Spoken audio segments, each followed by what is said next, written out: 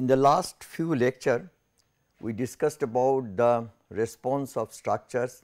for the random excitation using the spectral analysis technique, and we had seen there that the input for the random vibration analysis of structures using spectral analysis technique is the power spectral density function of excitation and the cross power spectral density function between two excitations. If you recall, we discussed in seismic input that there are many types of seismic inputs for analyzing structures. The time history records is one with which we can obtain the response for deterministic analysis of the structures for earthquake. That is, we assume that the given earthquake is a deterministic quantity, and we analyze this structure, and this analysis is called the deterministic analysis of the structures for earthquake. Then comes the analysis of the structures for the random vibration, where we use the power spectral density function as input. For the deterministic analysis, not only the time history of the earthquake is an input, it could be also the Fourier spectrum of the earthquake record, that also can be used as an input for analyzing the structure. The next type of input which we discussed at length is the response spectrum of earthquake, and we had seen that how a design response spectrum for earthquake is obtained,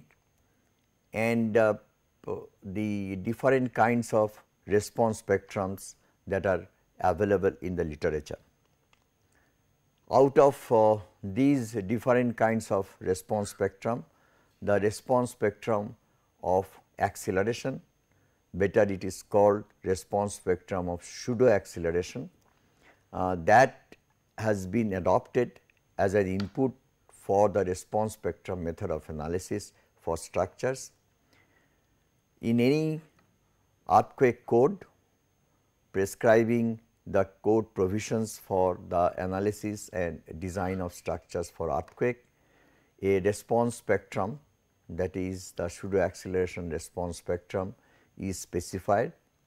and generally most of the structures are analyzed using that response spectrum which is specified in the code of practice.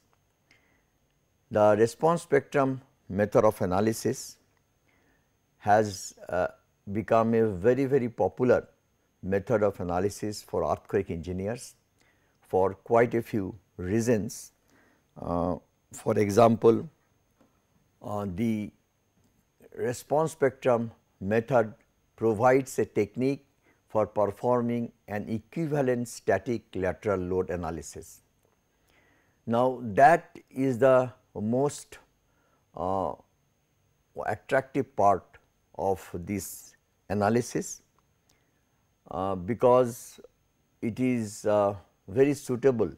for the designers. They do not want to perform a dynamic analysis at the design stage. In the design stage, it is better to have a equivalent static analysis, so that the earthquake forces can be combined with other static loads or the responses produced due to other static loads, and a combined critical member force can be obtained, for which the member can be designed. So, these equivalent static lateral load analysis, which is performed for in the response spectrum method of analysis, has become very attractive to earthquake engineers. Secondly, it allows a clear understanding of the contributions of different modes of vibration. So, that is another thing which a designer would like to understand, that is, as the structure vibrates in different modes under an irregular time history of excitation, then obviously one would like to understand what are the different contributions of the different modes of vibration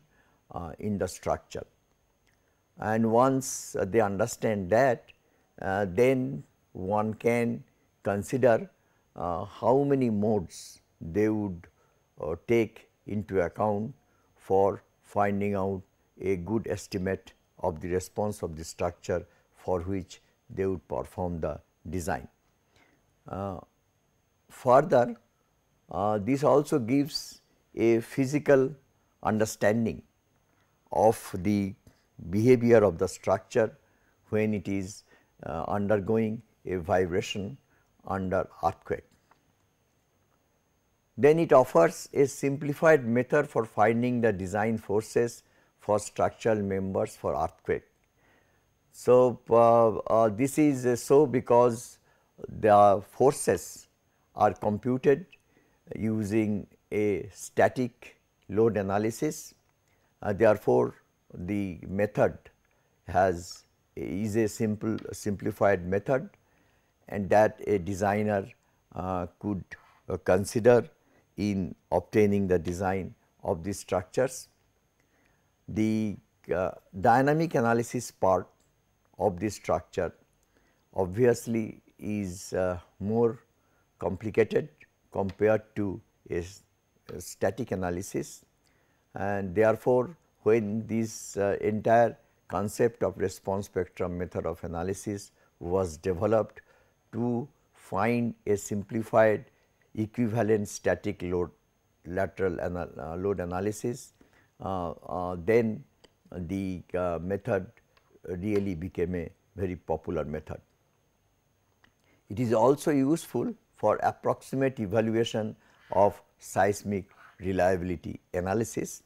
Many a time one has to obtain the seismic reliability of structures,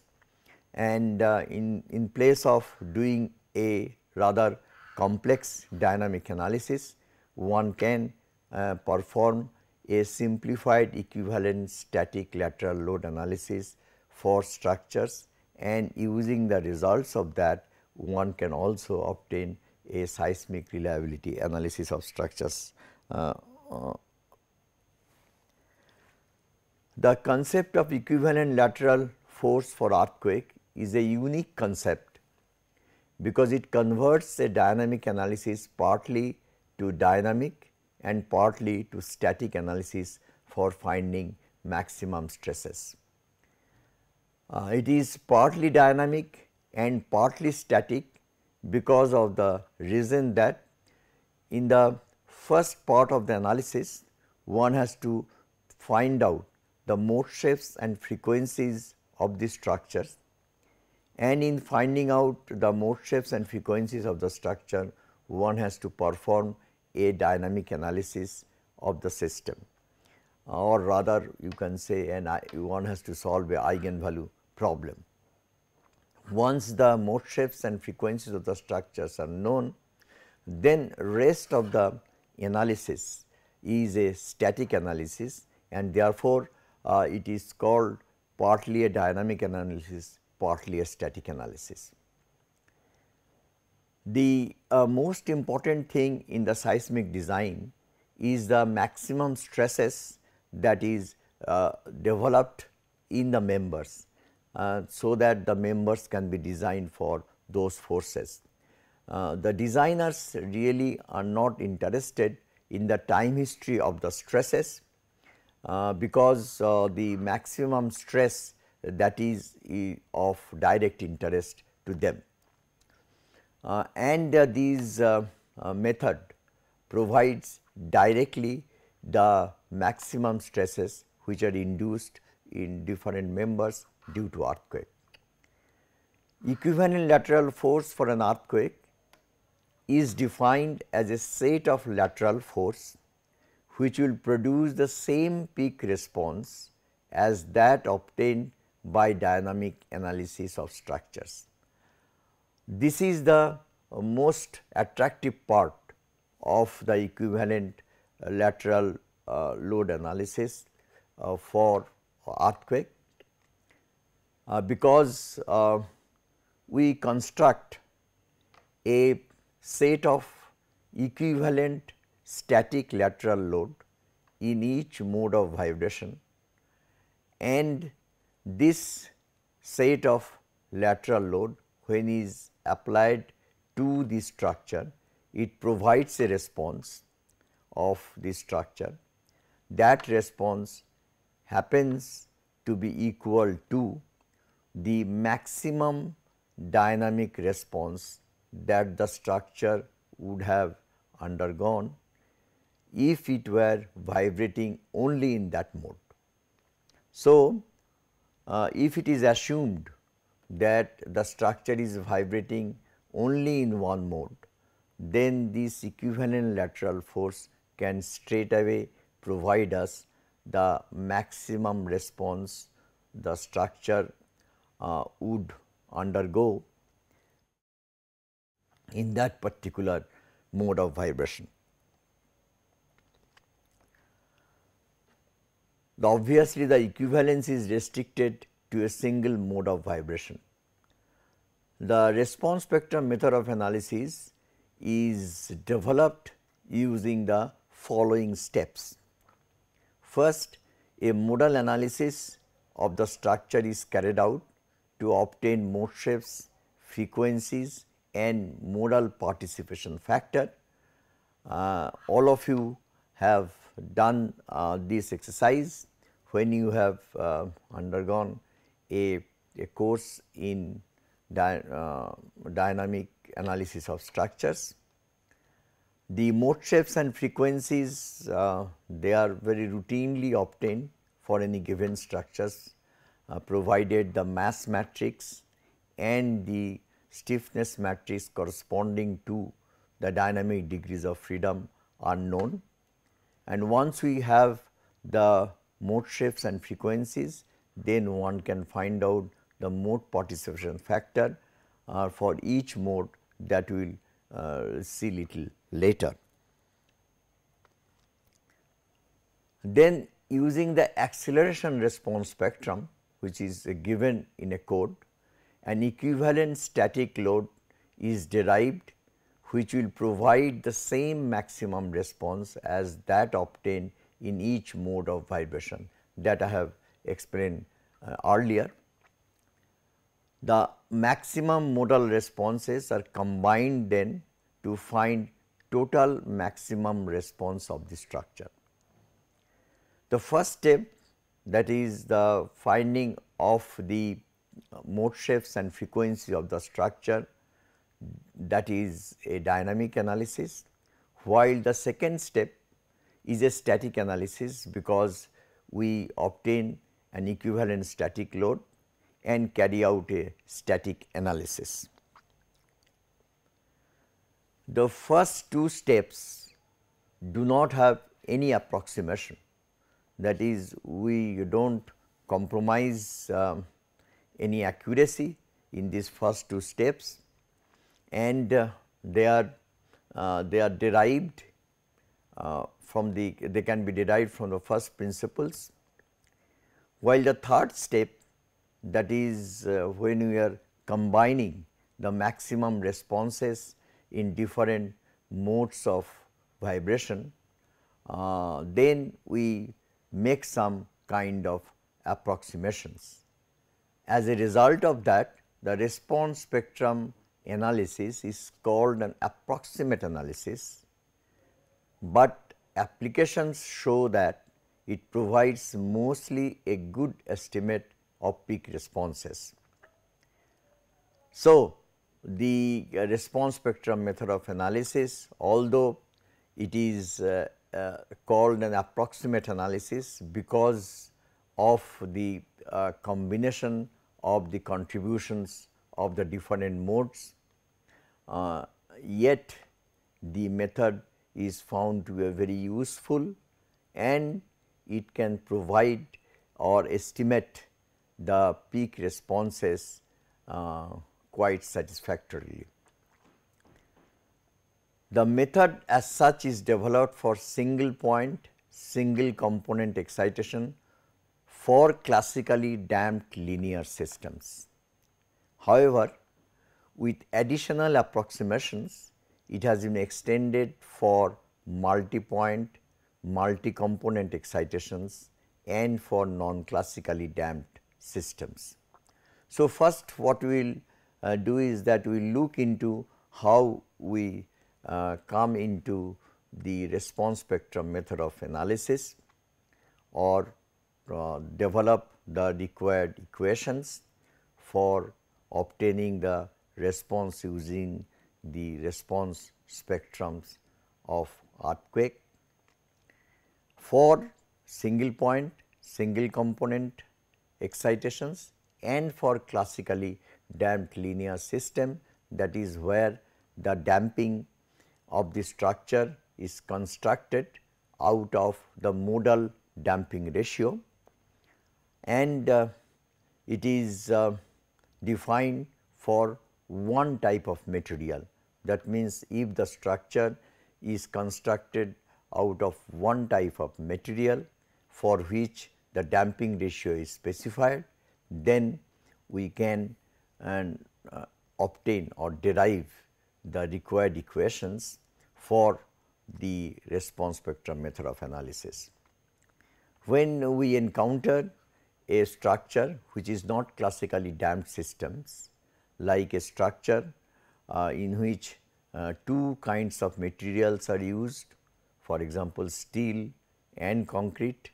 in that case it no more remains a classically damped system. Similarly, if we consider the soil structure interaction in a problem, then also the system does not remain a classically damped system. Also, for the multi-support excitations and multi-component excitations, these response spectrum method of analysis cannot be directly derived without making some kind of additional approximations, and we will look into this later. Let us take the equation of motion for a multi-degree of freedom system under single point excitation. The equation which is shown in 5.1, it is not very clear. It will be mx double dot plus cx dot plus kx is equal to minus m I x double dot g. And if we use the normal mode theory, which all of you are acquainted with, an uncoupled sets of equation can be obtained which take the form of z I double dot plus twice zeta I into omega I into z I dot plus omega I square z I is equal to minus lambda I into x double dot g. That is the ith modal equation, and the number of modes that is considered is equal to m. So, therefore, I varies from 1 to m. Now, each one of these modal equations, how it is derived using normal mode theory, is known to all of you. The z I is the ith generalized coordinate for the ith mode, lambda I is the mode participation factor for the ith mode, and omega I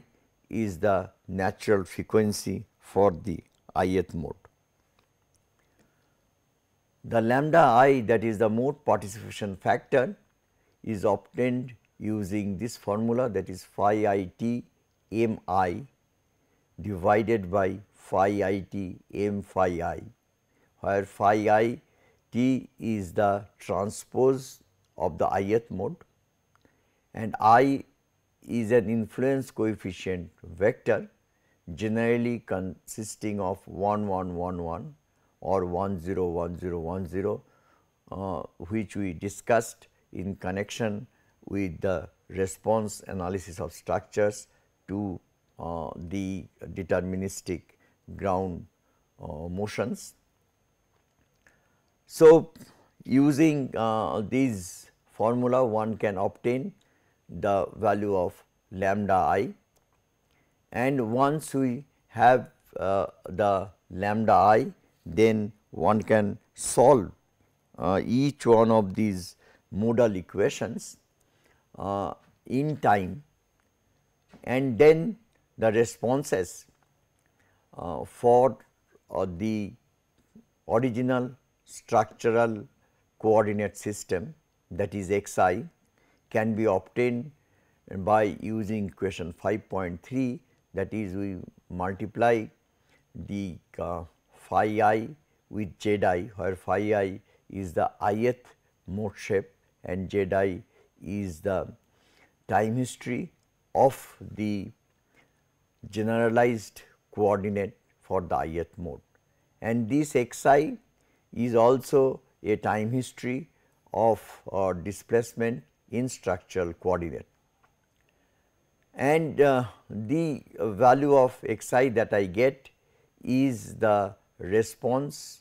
of the structure if it vibrates only in the ith mode. So, in this fashion one can find out the responses in any mode of vibration, and once we obtain the vibrations in different modes of vibration, then we sum up the time histories of these responses to obtain the final response of the structure, and the summation is carried out for m number of modes that we consider for the analysis. Now, say if we wish to find out the maximum value of the force that is generated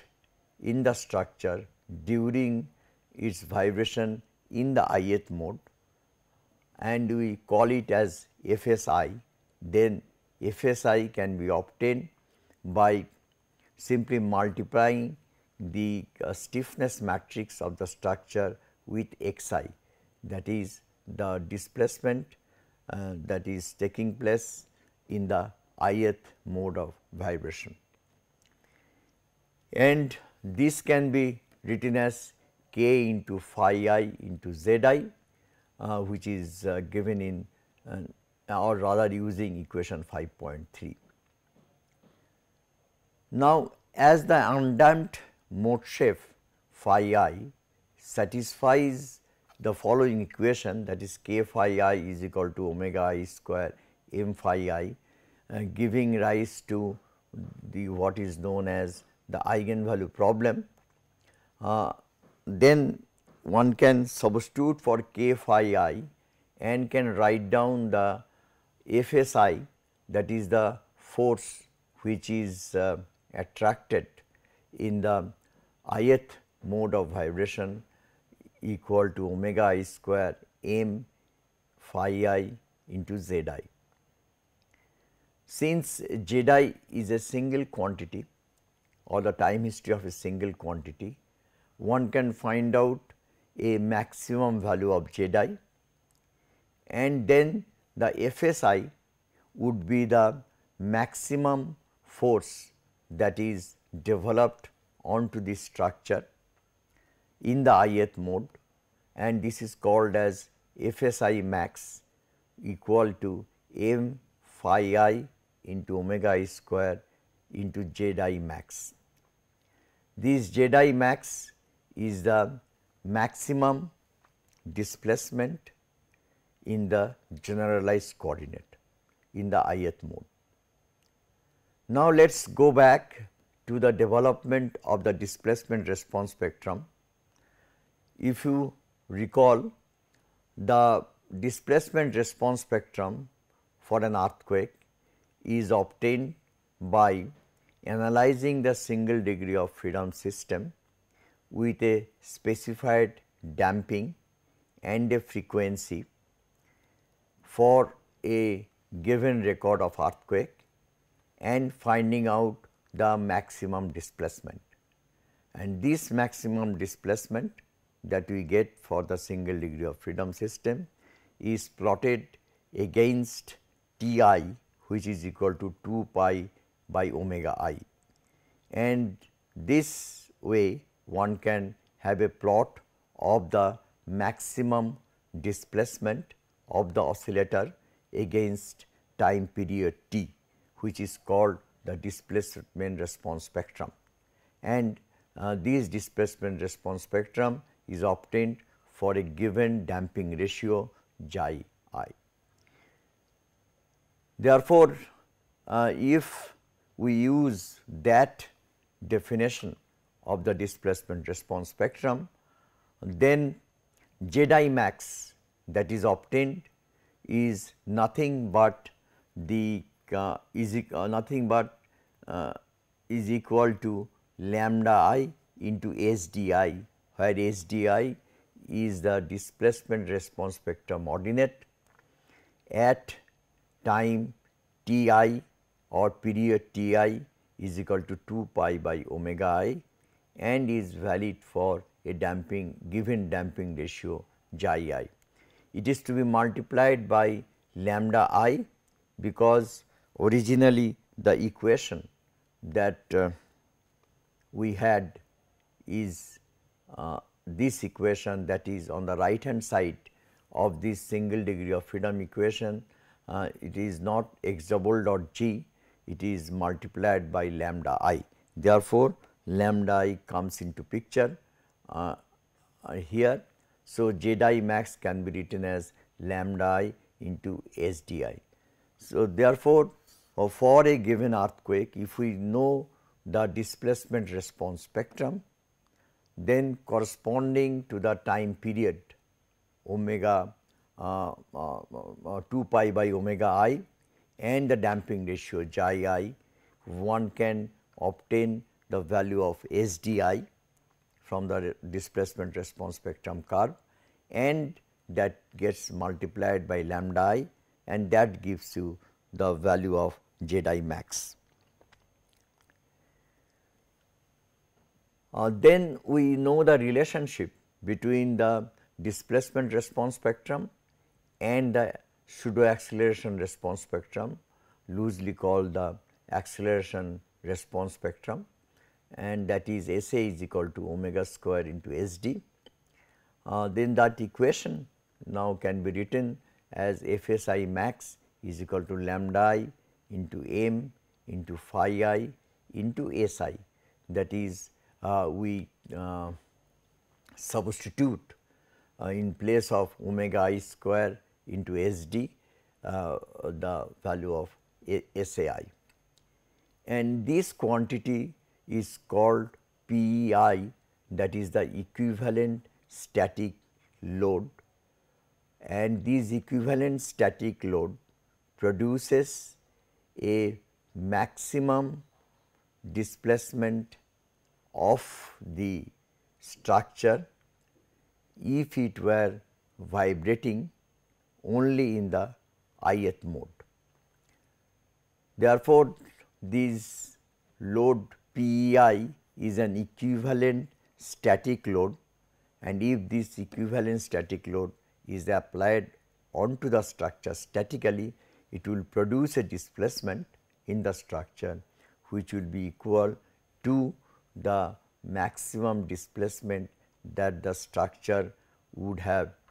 if it were vibrating only in the ith mode. Then once we obtain the value of PEI using the formula 5.9, then the things that are required for us are SAI, that is the spectral acceleration, that must be defined, and that is generally given in all course of practice. Phi I, that is the mode shapes in the ith mode, and the mode participation factor lambda I that can be obtained using the formula that I had shown before. So, with the help of this,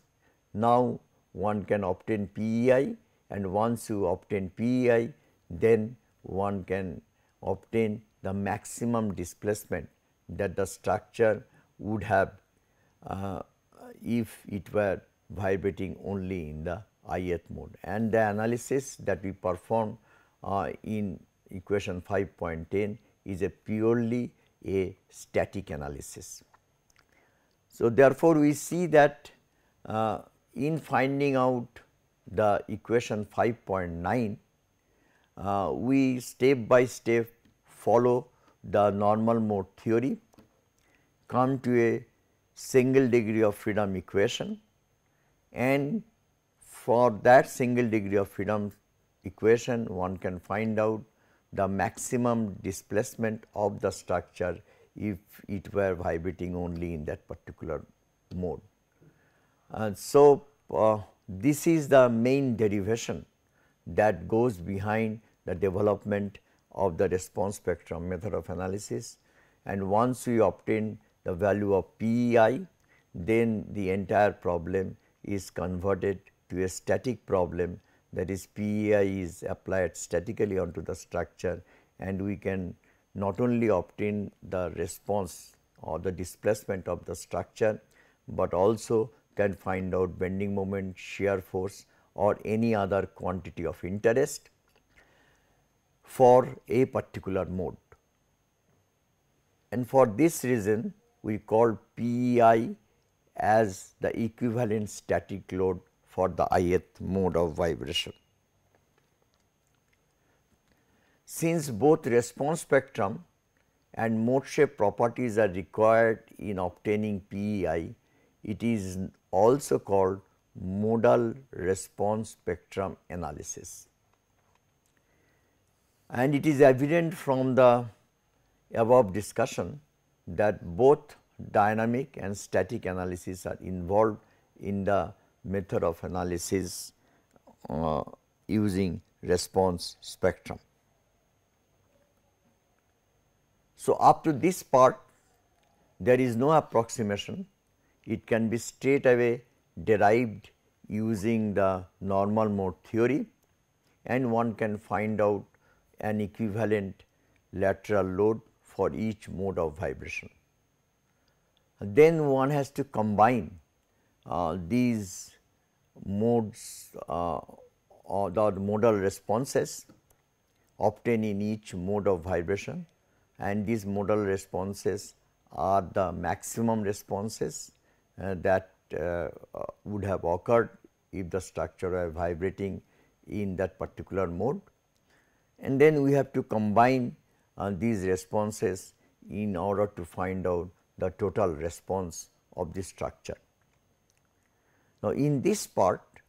we make an approximation, and there are different combination rules that is prescribed, and we adopt one or the other combination rule, and these combination rules are somewhat approximate. The reason for this will be explained shortly. The modal combination rules that we have are APSUM, SRSS and CQC. APSUM stands for absolute sum of maximum values of responses. Say if x is the response quantity of interest, say displacement or bending moment or whatever be the response quantity of interest, then we sum up the absolute maximum value of the response quantity in each mode of vibration and the resulting quantity is equal to the desired value of the or desired maximum value of the response. Now, this is an approximate one because of two reasons. Number one, it assumes that modal peak responses occur at the same time. That means, if we have the plot of the Z I, that is the generalized displacement at the ith mode, and I is equal to 1 to m, that way one can have m number of such plots. If we look at these plots, we will find that the maximum value of z, that is the generalized coordinate in a particular mode, this occurs say at a time t I, and this t I is not same for all the modes. That is, for I is equal to 1 to m, we will get m numbers of time at which the peak occurs, and these times will not be the same. So, if the peak of the generalized responses in each mode of vibration do not occur at the same time,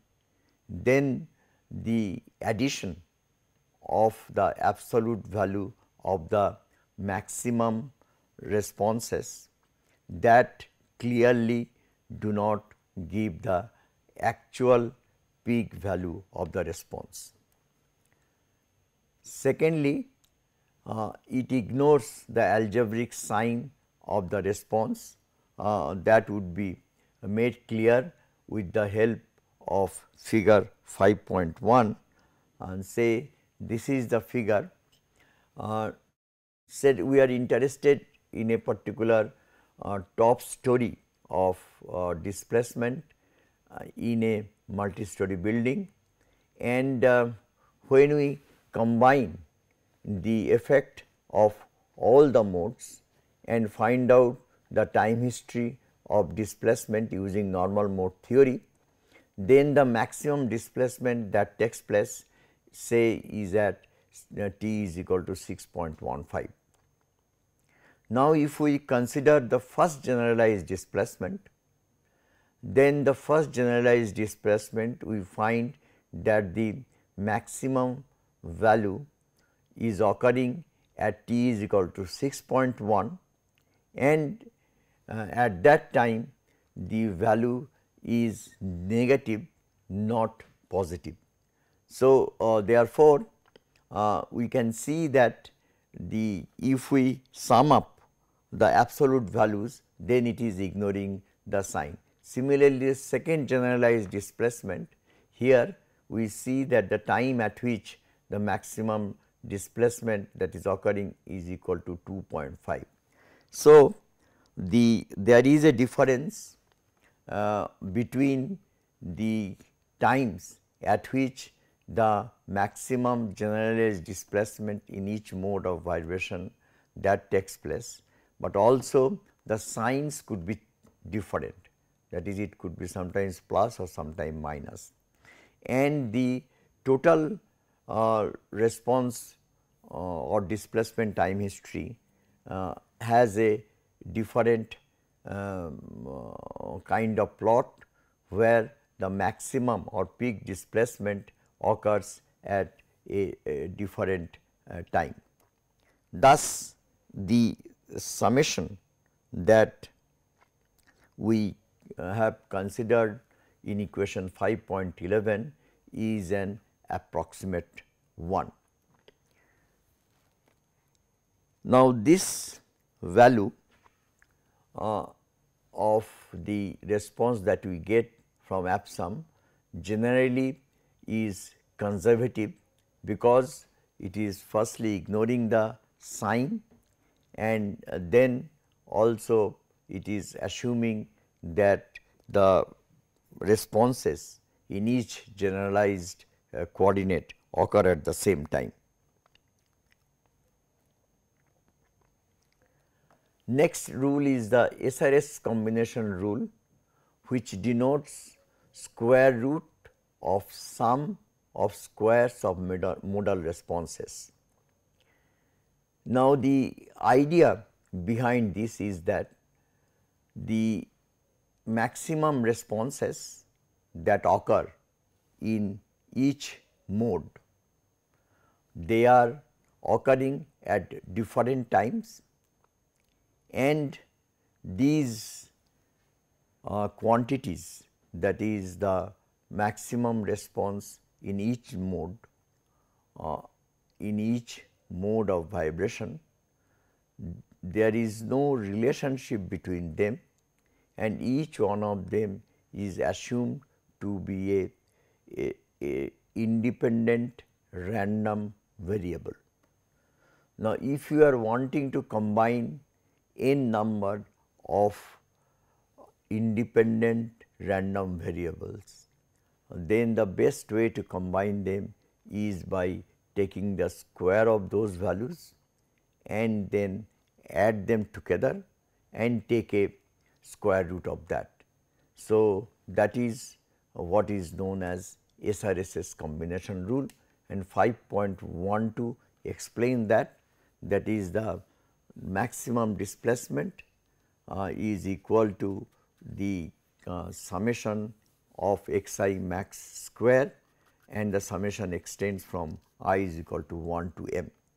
and then we take a square root of this summation. Now, this particular formula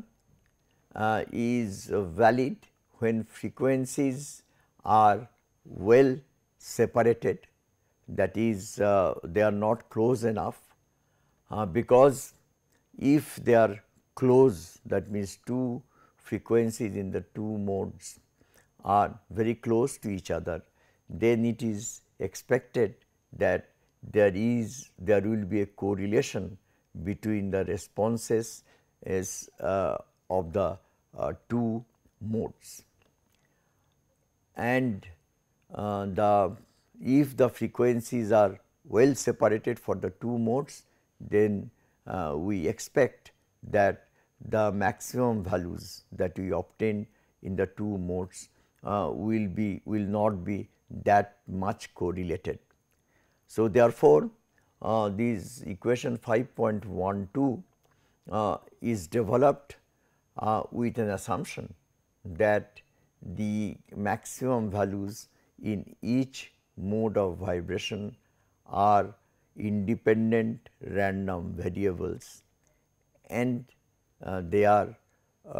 summed up with the help of SRSS rule. Now, the effect of the correlation between the two responses in two modes of vibration, that can be taken care of by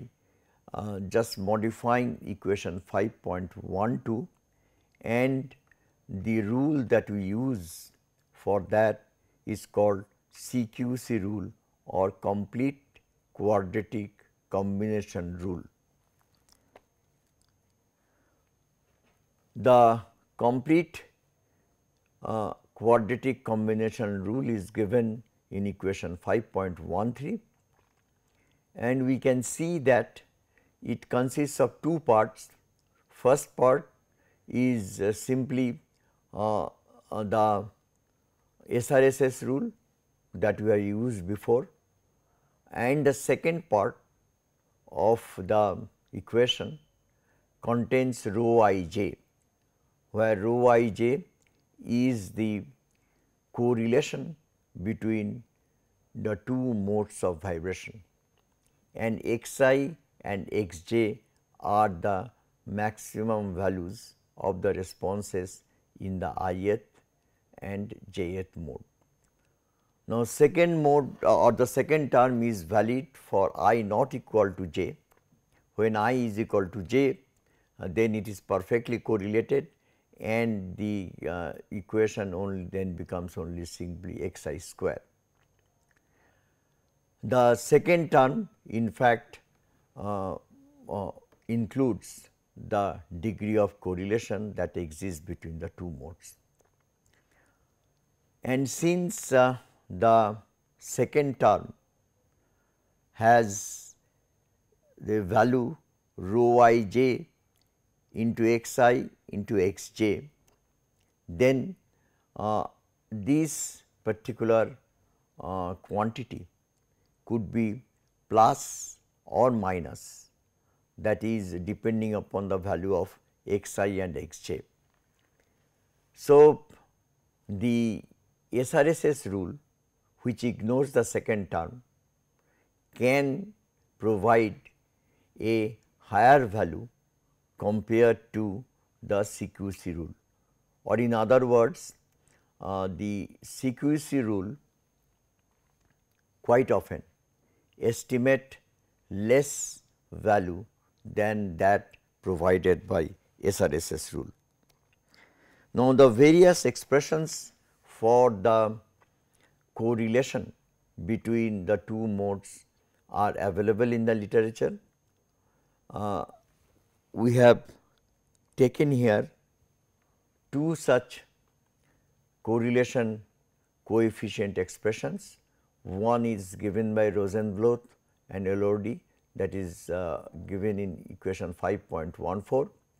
where xi is the damping ratio and beta ij is the ratio between the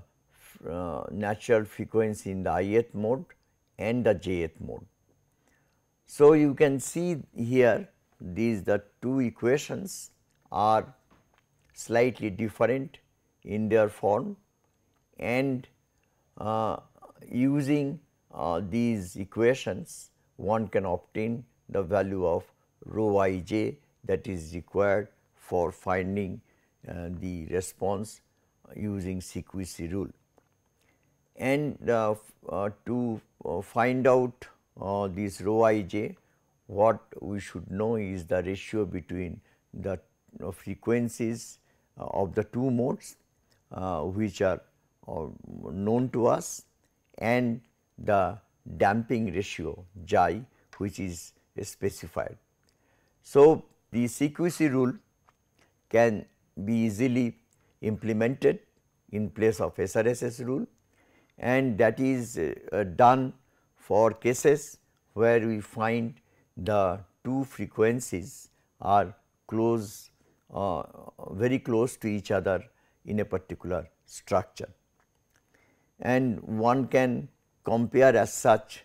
the values of the responses obtained using SRSS rule and CQC rule, and can compare them for any given problem.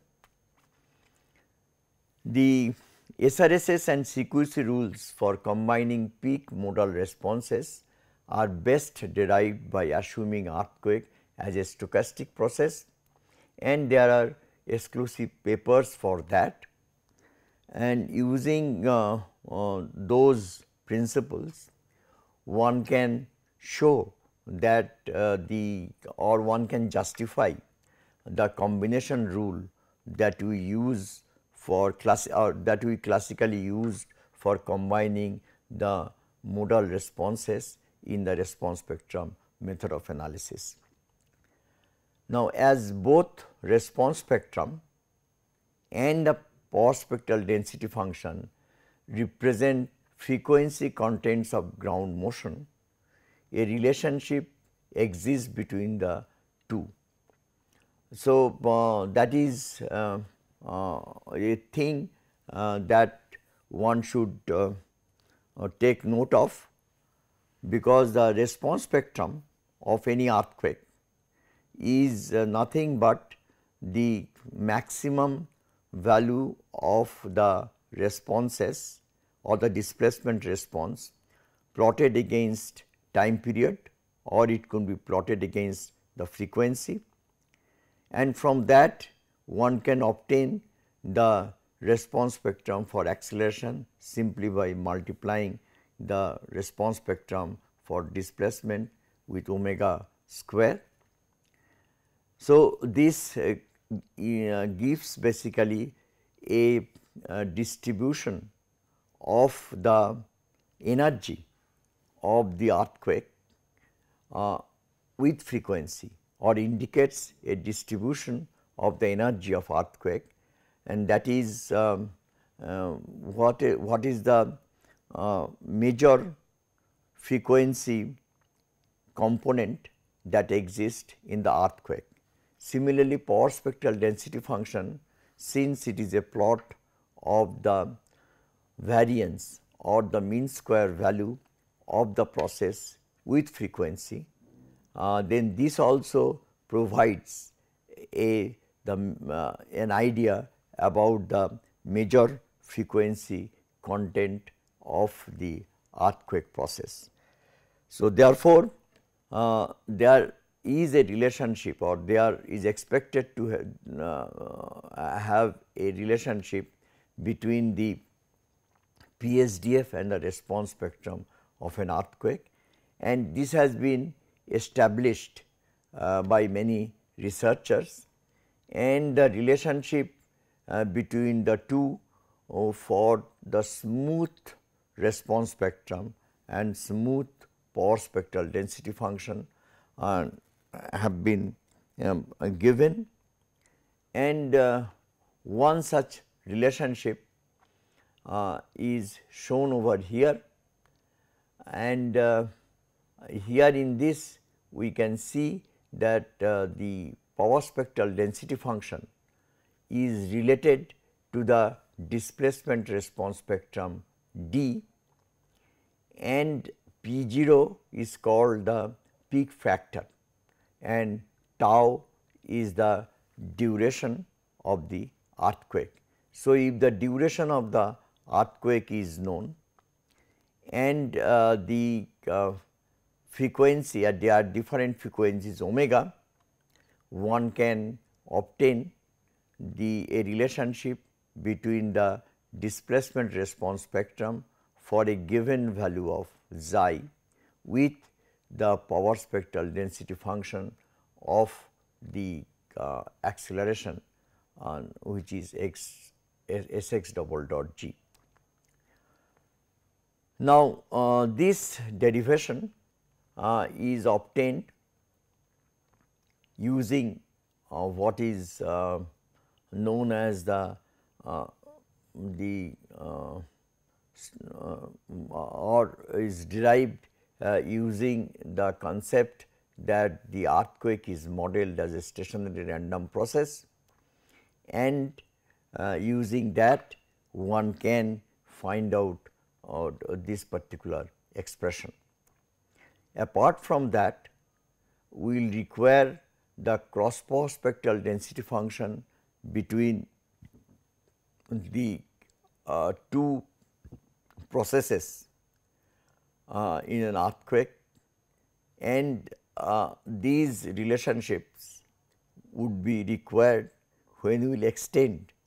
the response spectrum method of analysis for multi support excitation.